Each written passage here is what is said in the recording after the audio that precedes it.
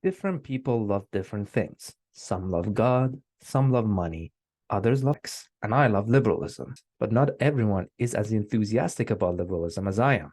On the left side of the political aisle, progressives criticize liberalism for being an oppressive regime that has not delivered on its promised prosperity, especially for those of minority status. They criticize it for not expanding its right regime quickly enough to cover people of racial, ethnic, and sexual minorities. The conservatives on the right criticize the regime for eroding moral foundations, individuals' need for spiritual fulfillment. They argue that liberalism has adopted a relativistic approach toward what constitutes the best way of life. Liberalism is not without its critiques. But what is liberalism? For the purposes of this video, I would like to focus on the works of the American philosopher John Rawls. Rawls is arguably the theoretical father of what we consider liberalism today. Of course, his works are not born in a vacuum. His theory of justice owes much to the moral and philosophical works of social contract tradition. Philosophers such as Kant, Hume, Rousseau, Hobbes, and Locke are prominently present in his writing. Rawls wrote his magnum opus, A Theory of Justice, in 1971. He proposed a theory derived from the works of Immanuel Kant to respond and challenge the dominant political philosophy of utilitarianism. For those of you who don't know, utilitarianism is a sophisticated ethical philosophy endorsing maximization of utility, which is generally defined as well-being and happiness. In his book, Rawls argues that utilitarianism is flawed because it has the good preceding the just, whereas really the just ought to precede the good. For Rawls, the good consists of one's preferences, whereas the just, as he understands it, is fairness. Rawls was a liberal thinker, and his theory of justice is meant to be a liberal theory of justice, not a universal one. Hence, a theory of justice and not the theory of justice, as the title of the book suggests. Justice as fairness sets the framework of legitimate use of political power via discussing the basic structures of society, which we call institutions. This idea of justice as fairness comes to be the bedrock of liberal democracies today. Utilitarianism, by privileging the good over the just, sets a particular end goal for politics: maximization of utility. This makes politics teleological. Politics is good when it pushes citizens towards a proper moral end, which is maximization of happiness. In this sense, every element of politics is geared towards that end. This propensity was so strong that some of its most important thinkers, like John Stuart Mill, advocated colonialism on moral grounds, formulated using utilitarianism. It is a moral duty of countries which have advanced politically to bring other countries to their level, so they too could enjoy more utility and happiness. In A Theory of Justice, Rawls wanted to produce a theory that is purely political. Utilitarianism, by prescribing morality to politics, bestowed moral preferences or the good upon its citizens, which is not necessarily just, and also makes governing a diverse society very difficult. By focusing purely on structures, one can produce a political system where people become free to choose which ethical model they would like to follow. For example, whether one wants to be a Christian, Muslim, Jew, Hindu, or an atheist becomes a matter of preference rather than politics. Rawls made a variety of arguments toward this end, such as distinguishing between the public sphere, the domain of politics, and the private sphere, the domain of ethics. Another one of his more important arguments are the original position and the veil of ignorance. The original position is a thought experiment. It is a condition where people are unable to decipher their own particularities, things like race or gender or religion. The lack of knowledge about one's preferences is what he calls being behind the veil of ignorance. In the original position, people come to agree to the most reasonable form of politics that does not privilege one group over another, because they don't know, when the veil of ignorance is lifted, whether they will be part of the privileged group or not. So, to ensure the best possible outcome for themselves, everyone will choose the fairest distribution of goods possible. Think of it this way.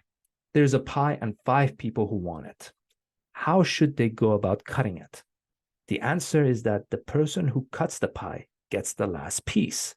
That way, he will cut the pie in 5 equal pieces because he doesn't want to get the smallest piece. The idea is to use people's self-interest for the benefit of all. Of course, this theory of liberalism has its critiques. Charles W. Mills criticized Rawls for eliminating race from his formulation of veil of ignorance because race plays an important role in everyday politics. Carol Pateman, on the other hand, argued that Rawls has a very male-centric understanding of reasonableness and fairness and does not take account of the role of women in his theory because women historically were confined to the private sphere. There are critiques launched against Rawls by conservatives as well.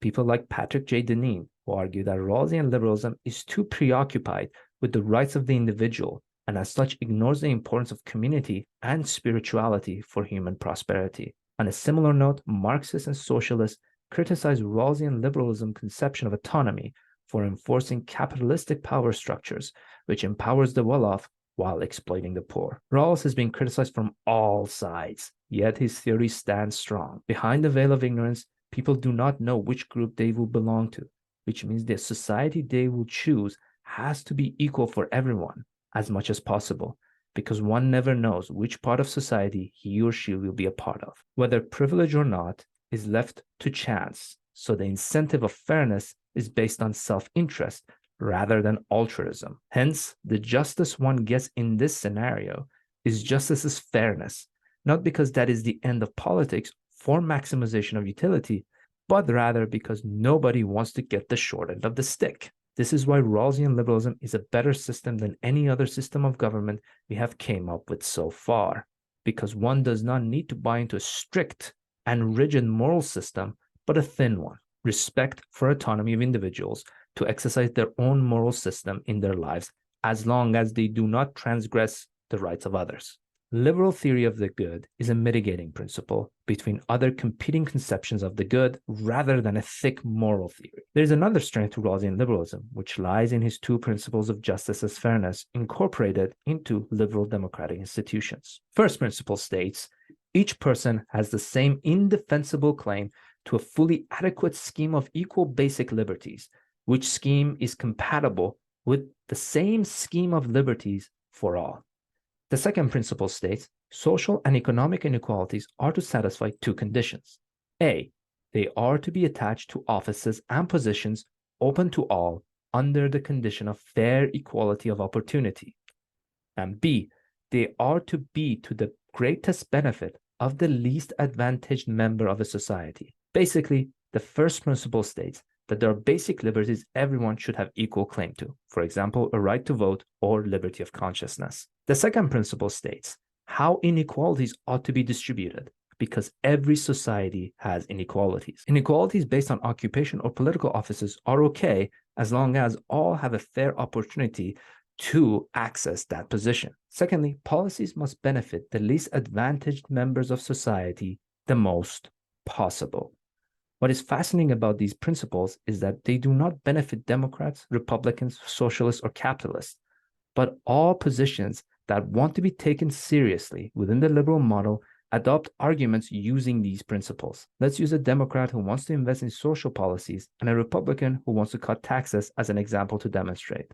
A Republican would argue that cutting taxes would result in a trickle-down economy, which benefits the workers and would lower prices, which middle and lower class would benefit from the most.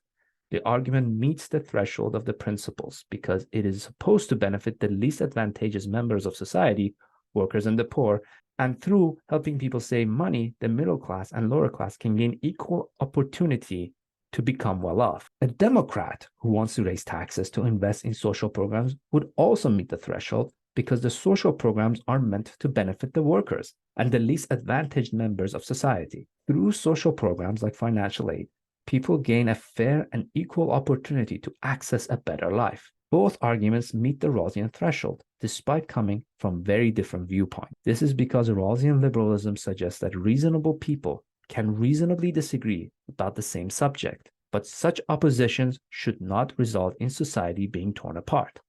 So, a system ought to be put in place to mitigate debates between reasonable people. If I were to give a definition of a liberal democracy, I would define it as a political regime based around an original constitution with individual freedom as its central premise, mitigated via rights and enforced through institutional arrangements that all reasonable people can reasonably agree to. Liberalism continues to stay strong and has provided the best possible conditions for people to live under. However, it is not flawless and requires a lot of refining. But that is the beauty of liberalism. It is dynamic and can change to become better, a quality most regimes lack. Even Charles W. Mills, who criticizes Rawls extensively, also argues at the end of his career that liberalism can meet and overcome the challenges needed to achieve racial justice. A professor of mine once told me a story that I think best describes liberalism. He went to a photographer to have his picture taken for graduation. Once the photographer showed him the picture, my professor frowned and said, "That picture doesn't look very good."